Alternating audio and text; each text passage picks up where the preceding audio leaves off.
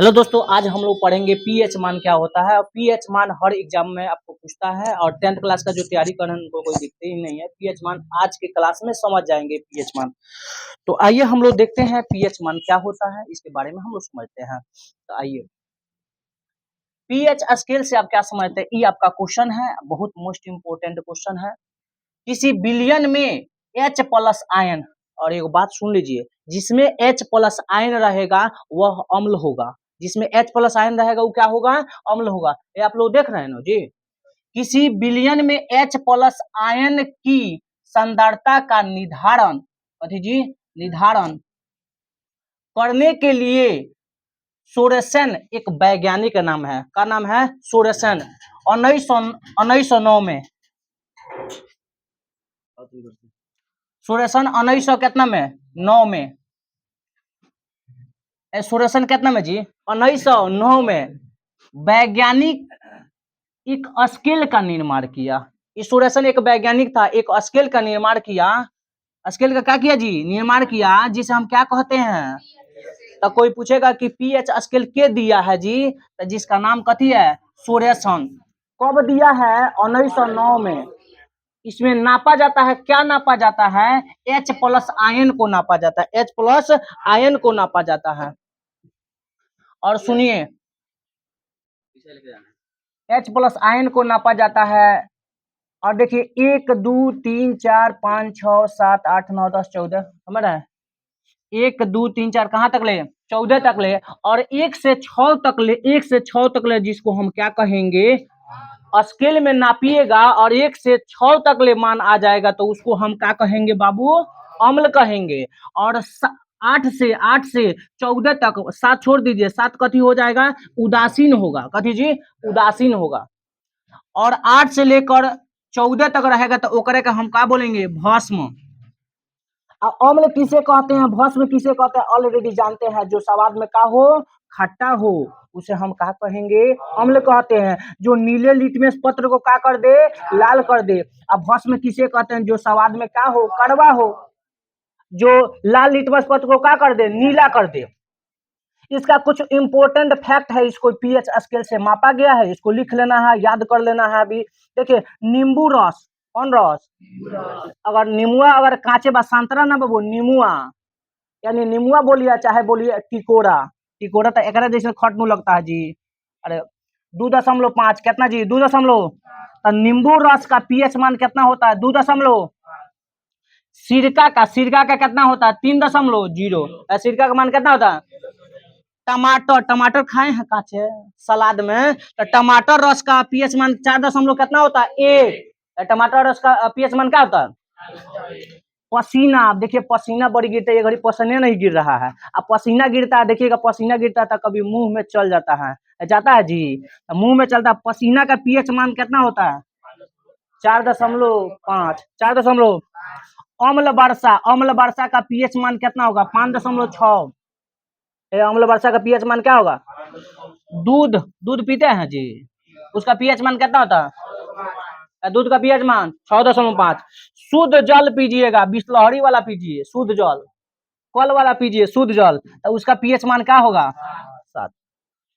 आंसू, आंख में देखिएगा बड़ी रोता है लोग कोई, है ना जी, तो किसी की यादें में रोते हैं तो आंसू निकलता है। जब आंसू निकलता है तो 7.3 उसका पीएच मान होता है। और आंसू देखिए, जब आपका मुंह में कभी कभी रोते रोते बहुत ज्यादा रोने लगते हैं तो आंख का आंसू कहाँ चल जाता है? मुंह में। और मुंह में जाता है तो कैसा लगता है? नमकीन लगता है, थोड़ा सा ना लगता है जी।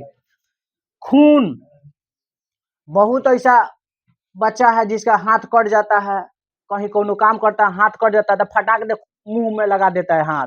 खूनुआ कहता है कि खून हम गिरे देंगे, पी लेंगे। तब पीता है तो वो कैसा लगता है? नमकीन लगता है तनी मनी। खून कैसा लगता है? नमकीन। कितना? 7 कितना? क्योंकि भस्म होगा तो कड़वा होगा। पीत बताइए ना, पीत। पीत का पीएच मान कितना होगा? 7.5 से लेकर 8.8 तक ले। पीत का मान कितना होता है? 7.5 से लेकर 8। चूना जल का पीएच मान क्या होता है? 11। अब इसको याद करना फटाफट। देखिए, नींबू रस का कितना होता है? नींबू रस का बोलिए फटाफट। सिरका का बोलिए।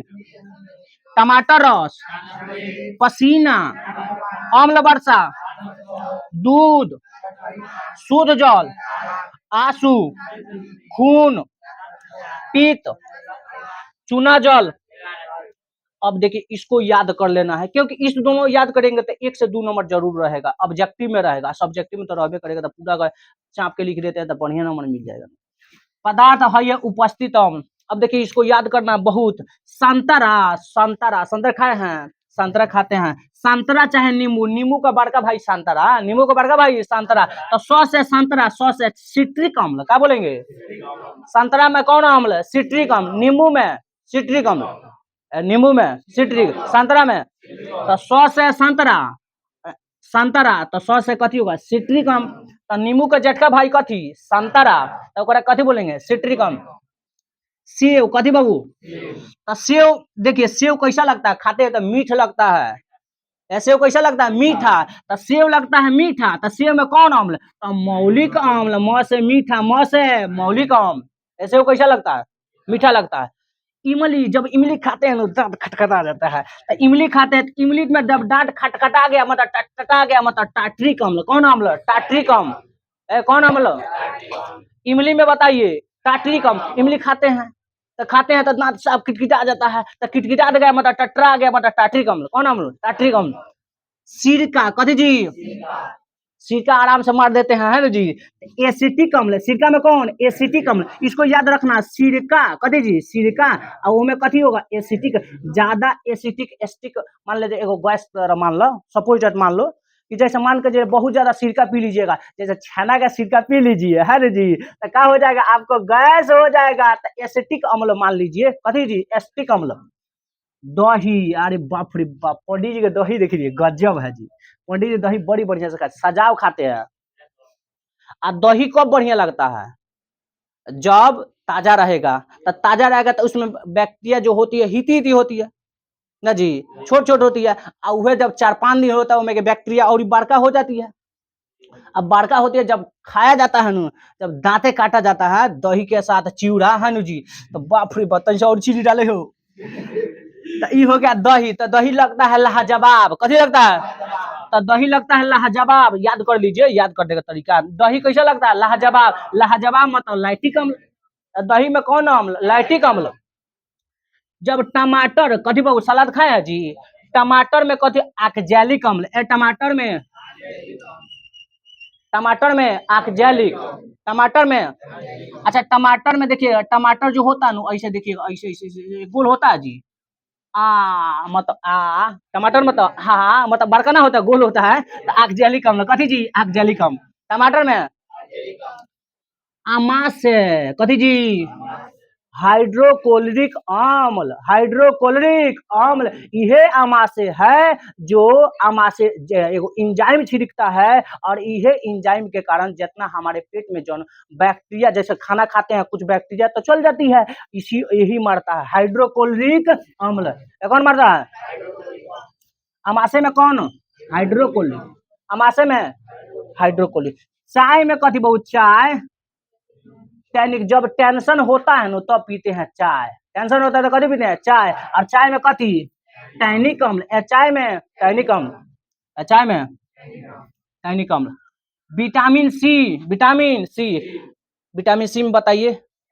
एस्कॉर्बिक अम्ल। विटामिन सी में लाल चींटी, फार्मिक। जब लालका चींटी देखिएगा, एगो हम लोग बचपन में थे ना, तो एक आदमी को का किया, बैठा था पीपर के गाछ तर, आ वो बैठा था आराम से, दोसर कोनो आया, एगो चिंटा लालका ना, कड़ी का बड़का वाला, कानों में सटा दिया।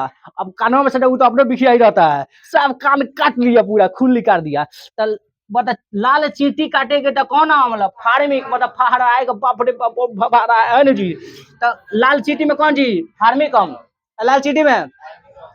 अब देखिए, संतरा या नींबू रस में सिट्रिक अम्ल। संतरा नींबू रस में सिट्रिक अम्ल। सेव में मैलिक। इमली में सिरका में एसिटिक अम्ल। सिरका में दही कैसा लगता है? लाजवाब। तो कौन अम्ल? लैक्टिक अम्ल। टमाटर में ऑक्जेलिक अम्ल। अमाशय रस में का तो हाइड्रोक्लोरिक अम्ल। चाय में जब टेंशन होता है तो कथी पियेंगे? चाय। विटामिन सी में स्कॉर्बिक अम्ल लाल चीटी में। और ये अगर ये इतना कंप्लीटेड है तो समझिए तो 2-3 नंबर तो इतना सा बनेगा। क्या तैयारी कर लीजिएगा नो? तो ठीक है, मिलते हैं आगे वाला क्लास में, तब तक जय हिंद।